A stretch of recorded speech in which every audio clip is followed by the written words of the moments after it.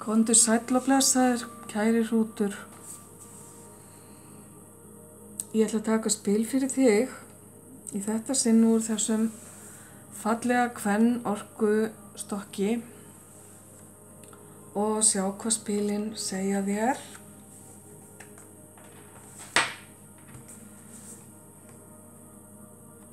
Fyrsta spilið þitt varðar fortíðina. Það er að segja, þetta spil spyr þig, hvað geturðu lært af fortíðinni? Og það sem kemur til þín það er átt eða hvert skal halda, að fara í rétta átt. Fortíðin getur kennt þér að fara þangað sem að hjartað dregur þig. Að halda í átt að þrám þínum og löngunum og að láta leiða þig áfram.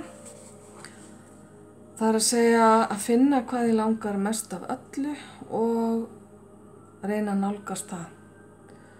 Þið sjáið að vegurinn hérna framundan hjá henni er beinn og greiður.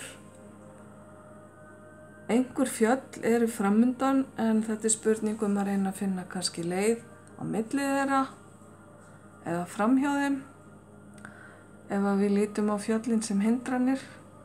Ef til vill eru fjöllin áfangastaður þessarar konu. Það er spurning hvað er það sem að kallar í þig, dregur þig. Þetta er fortíðin að reyna að kenna þér og kannski hefur ekki verið nógu duglegur, kæri hrútur, við að fylgja þessu í fortíðinni. Eða ef til vill ertu akkurat staddur í núinu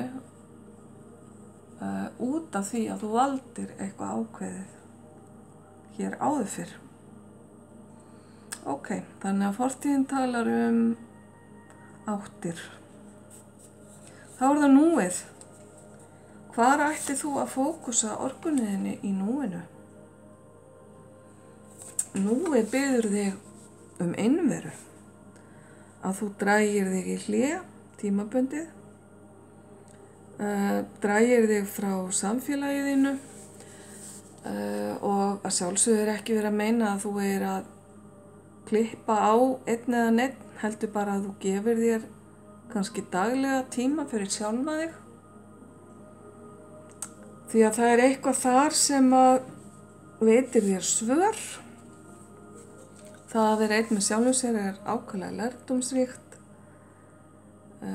og getur verið mjög gott í ákveðin tíma. Og kannski þarftu aðeins að hlusta betur á miðað við fyrsta spilið, hvað það er sem þú vilt og hvert þú vilt fara. Þannig að þetta er það sem að þú þarft að hafa í huga í núinu. Svo er það framundan. Hvað þarftu að vita framtíðina? Og það þarf ekki að vera mjög langt fram í tíman. Það geti verið vika eða mánuður. Það sem þú þarft að vita varðandi framtíðina er að hafa sjálfstraust. Kannski er sjálfstraustið að koma til þín eftir langan tíma. Hafa trú á sjálfu þér, hafa trú á því að þú getir, hvað á ég að segja, að þú þurfir ekki endilega á öðrum að halda til að framkvæma eitthvað eða láta eitthvað verða veruleika, heldur að treysta því að þú sjálfur, kæri hrútur, getur gert það sem þú ætlaðir. Þannig að sjálfstraustið skiptir máli framundan.